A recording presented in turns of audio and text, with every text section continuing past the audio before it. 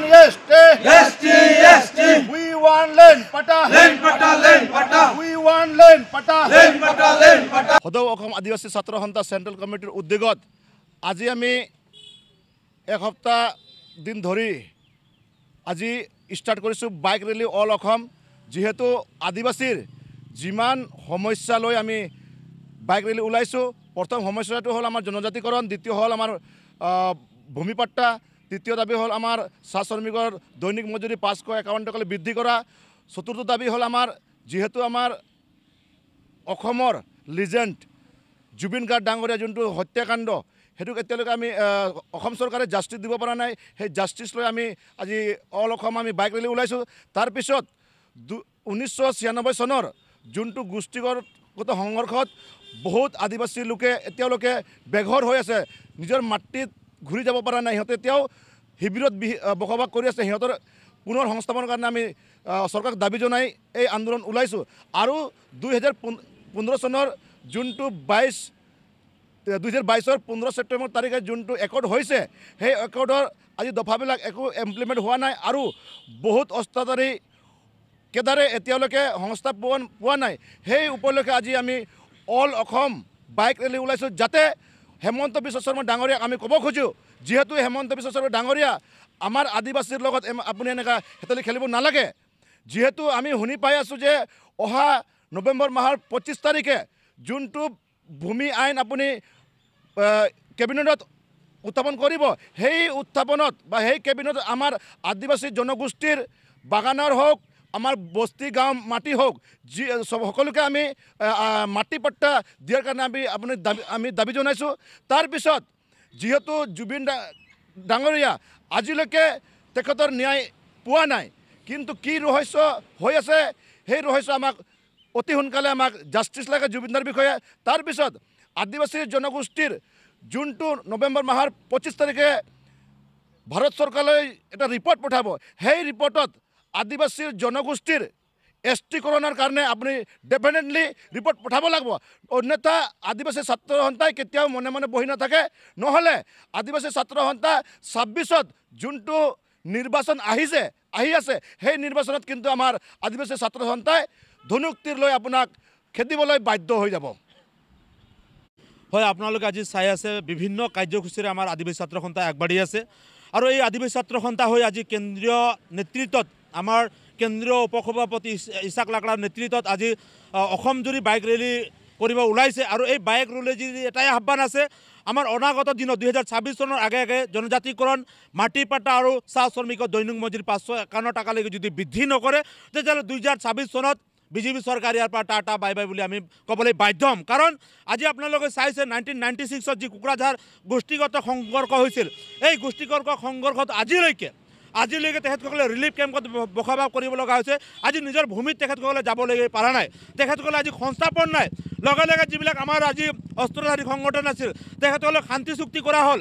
আজি শান্তি চুক্তিৰ নামত তেখেতসকলক প্ৰতাৰণা কৰা হৈ আছে।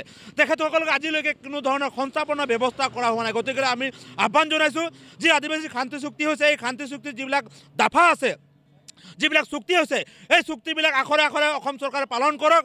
আৰু আদিবাসী চুক্তিৰ দ্বাৰাই যাতে আদিবাসী জনগোষ্ঠীক সংৰক্ষণ বা সুৰক্ষিত কৰাৰ কাৰণে ব্যৱস্থা কৰক। আৰু যিবিলাক কেডাৰ আছিলে, এই কেডাৰবিলাকক অতি পলমে যাতে তেখেতসকলক সংস্থাপনৰ ব্যৱস্থা কৰক। নহ'লে অনাগত দিনত 2026 চনত এইটো স্পষ্ট কথা। আজি আমি অনাগত দিনত 2026 চনৰ আগত যেনেকৈ 2016 চনত আমি কংগ্ৰেছক যিভাৱে বিদায় দিছিলোঁ আৰু বিজেপিক আকোৱালি লৈছিলোঁ, ঠিক এনেধৰণে আমি বিজেপিক চৰকাৰকো 2026 চনত বিদায় দিবৰ কাৰণে আমি সাজু হৈ আছোঁ। গতিকে আমি পুনৰবাৰ আহ্বান জনাইছোঁ বিজেপি চৰকাৰক, যাতে 25 তাৰিখে আপোনালোকে ভালে আমাৰ যি কামখিনি আছে আপোনালোকে কৰক। 2026 চনত আমি আপোনালোক কেনেকৈ ৰাজগাদীত পুনৰবাৰ বহাব লাগে সেইটো আমি চিন্তা কৰিম। সেইটো আমাৰ দায়িত্ব। আৰু আপোনালোকৰ যি দায়িত্ব আছে জনজাতিকৰণ, মাটি পাট্টা, চাহ শ্ৰমিক দৈনিক মজুৰি, এইটো দিয়াৰ কাৰণে আপোনালোকে দায়িত্ব লওক। আমাৰ দায়িত্ব আছে 2026 চনত আপোনালোকে কেনেকৈ গাদী বহাম, এইটো আমাৰ দায়িত্ব আছে। ধন্যবাদ। আজি সদৌ অসম আদিবাসী ছাত্ৰ সন্থা আছা কেন্দ্ৰীয় সমিতিৰ ভাইচ প্ৰেছিডেণ্ট ইছাক লাকৰাৰ নেতৃত্বত অসমজুৰি বাইক ৰেলী ওলাইছে। ওদালগুৰিৰ যে নেকি আমাৰ আদিবাসী জাতীয় নায়ক প্ৰদীপ নাগৰ সমাধি ক্ষেত্ৰৰ পৰা তেওঁলোকে বাইক ৰেলী কৰি এতিয়া আমাৰ ওৰাং ৰাষ্ট্ৰীয় ঘাইপথত আহি উপস্থিত হৈছে। আমি চাওক, অসমৰ আদিবাসী জনগোষ্ঠীৰ যি মূল সমস্যা, এই সমস্যা লৈ আজি বাইক ৰেলী আশা কেন্দ্ৰীয় সমিতিৰ ভাইচ প্ৰেচিডেণ্ট ইছাক লাকৰাৰ নেতৃত্বত হ'বলৈ গৈ আছে এই বৃহৎ বাইক ৰেলী। এতিয়া আমি অসমৰ বিজেপি চৰকাৰক আমি এইটোৱে আহ্বান জনাওঁ, সেইটোৱে দাবী জনাওঁ, অসমৰ আদিবাসী জনগোষ্ঠীৰ যি নেকি মূল সমস্যা জনজাতিকৰণ সমস্যা, মাটিৰ পট্টা সমস্যা, অসমৰ যি নেকি চাহ শ্ৰমিকৰ দৈনিক মজুৰি 551 টকালৈ বৃদ্ধি কৰা যি আমাৰ আশাৰ নেতৃত্বত আন্দোলন চলি আহিছে আৰু এইখিনি যিখিনি আমাৰ দাবী সেইখিনি আমাৰ সমস্যা, সেই সমস্যাবিলাক আমাৰ অসমৰ মুখ্যমন্ত্ৰী তেওঁ নিজে কথা দিছিলে। ভাৰতৰ প্ৰধানমন্ত্ৰী নৰেন্দ্ৰ মোদী তেওঁ নিজে কোকৰাঝাৰত আহি কথা দিছিলে, যেতিয়া অসমত বিজেপি চৰকাৰ আহিব, जब असम में बीजेपी सरकार आएगा, बीजेपी सरकार आने के बाद 6 महीना के अंदर में असम को आदिवासी जनगोष्ठी को जो मूल समस्या है जनजातिकरण, माटी पट्टा और चाय बागान का जितना हम लोग का वर्कर लोग है, वर्कर लोग को डेली वेज 551 टका कर देगा बोल के मोदी निजे आহি কোকৰাঝাৰত কৈ গৈছিলে। এই কথা আজি তেওঁৰ মিছা প্ৰতিশ্ৰুতি দি ঠগি দিলে অসমৰ আদিবাসী জনগোষ্ঠীসকলক। আমি বিজেপি চৰকাৰক আমি এইটোৱে দাবী জনাওঁ, যিখিনি আমাৰ সমস্যাবিলাক আছে সেই সমস্যা অতি সোনকালে পূৰণ কৰক, অন্যথা 26ত আগন্তুক 2026ত বিধানসভা ইলেকশ্যন আছে, সেই বিধানসভা ইলেকশ্যনত আমি বিজেপি চৰকাৰক আমি শিক্ষা দিবৰ কাৰণে ইতিমধ্যে আমি প্ৰস্তুত হৈ আছোঁ। কাৰণ চাওক, বিগত কংগ্ৰেছ চৰকাৰ থকাৰ সময়ত কংগ্ৰেছ চৰকাৰক বিদায় দিয়া আমাৰ আদিবাসী জনগোষ্ঠীৰ যেনেকি আশা কেন্দ্ৰীয় সমিতি, আঞ্চলিক সমিতি, জিলা সমিতি, প্ৰাইমাৰী সমিতি গোটেই উঠি পৰি লাগিছিলে। ঠিক তেনেকুৱাই আগন্তুক 2026 চনৰ বিধানসভা নিৰ্বাচন আছে, আমি গোটেই আঞ্চলিক সমিতি হওক, জিলা সমিতি হওক, প্ৰাইমাৰী সমিতি হওক, চেণ্ট্ৰেল কমিটিয়ে হওক, আমি গোটেই সমিতিবিলাকে উঠি পৰি লাগি বিজেপি চৰকাৰক বিদায় দিবৰ কাৰণে আমি সাজু হ'ম আৰু বিদায় দিম যেতিয়ালৈকে আমাৰ যিবিলাক মূল সমস্যা আছে সেই সমস্যাসমূহ পূৰণ নকৰিব। তেতিয়াহ'লে 26ৰ নিৰ্বাচনত আমি বিজেপি চৰকাৰক আমি বিদায় দিবৰ কাৰণে সাজু আছোঁ।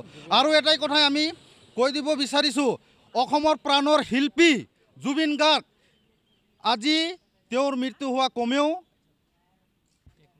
1 মাহ পাৰ হৈ গ'ল। আজিলৈকে অসমৰ প্ৰত্যেকটা জনগোষ্ঠীৰ প্ৰাণৰ শিল্পী হাৰ্ট অফ জুবিন গাৰ্গ আজিলৈকে এই বিজেপি চৰকাৰে ন্যায় দিব পৰা নাই, জাষ্টিছ দিব পৰা নাই। আমি এই চৰকাৰক দাবী জনাওঁ যে অসমৰ প্ৰাণৰ শিল্পী, অসমৰ প্ৰত্যেকজন ব্যক্তিৰ প্ৰাণৰ শিল্পীক যে অতি সোনকালে জুবিন গাৰ্গক ন্যায় দিব লাগে বুলি আমি দাবী জনাইছোঁ। কাৰণ চাওক, জুবিন গাৰ্গৰ এটা হত্যা বুলি আমি অনুভৱ কৰিব পাৰিছোঁ আৰু তাৰ মৃত্যুটো এটা ৰহস্যজনকভাৱে হৈছে। সেইটোৰ কাৰণে অসম চৰকাৰক আমি তথা বিজেপি চৰকাৰক আমি দাবী জনাওঁ, অতি সোনকালে আমাৰ প্ৰাণৰ শিল্পীক ন্যায় দিব লাগিব বুলি আমি দাবী জনাইছোঁ। বৃদ্ধি কৰক অসমৰ চাহ শ্ৰমিকৰ 551 টকালৈ হাজিৰা বৃদ্ধি কৰক, বৃদ্ধি কৰক, বৃদ্ধি কৰক অসমৰ চাহ শ্ৰমিকৰ হাজিৰা 551 বৃদ্ধি কৰক, বৃদ্ধি কৰক, বৃদ্ধি কৰক। We want justice, justice, justice, justice for Jubin Da, Jubin Da, Jubin Da, justice for Jubin Da, Jubin Da, Jubin Da, justice for Jubin Da, Jubin Da, Jubin Da। Olokam Bike Rally Jindabad, Jindabad, Jindabad। Olokam Bike Rally Jindabad, Jindabad, Jindabad। Asa long live, long live, long live। Asa long live, long live, long live।